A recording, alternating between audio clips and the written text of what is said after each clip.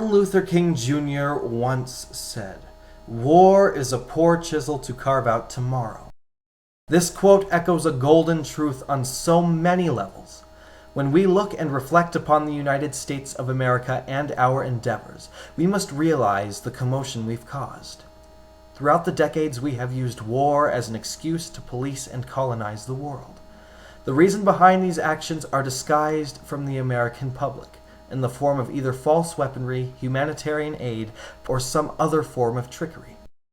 Even though a majority of the American public finds these wars to be completely unnecessary, the political machine continues to keep the wars thriving. If we as a nation do not bring ourselves and our politicians accountable, we will see the collapse of our economy and the collapse of the world as we know it. The cost of war is indispensable. When the United States is in a state of recession, the cost of war drowns the nation in debt. For example, the Iraq War alone has cost an estimated $700 billion to fund.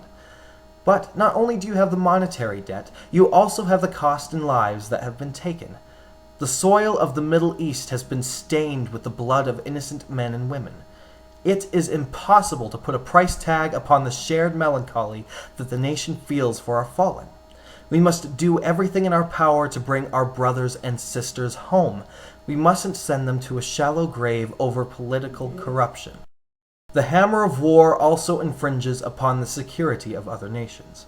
Our image of freedom is distorted by our own militaristic outset that we display throughout the world. We assume the role as the world's police, a role that our founders would frown upon. The political machine has a diagnosed case of freedom dementia.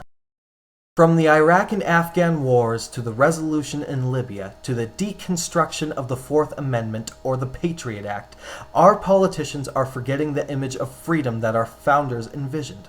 We must not only hold our leaders accountable, we must also make sure that their intentions are good for the country and not for their political party. For too long, corrupted agendas have laid waste to our nation. It must come to an end before it ends our prosperity.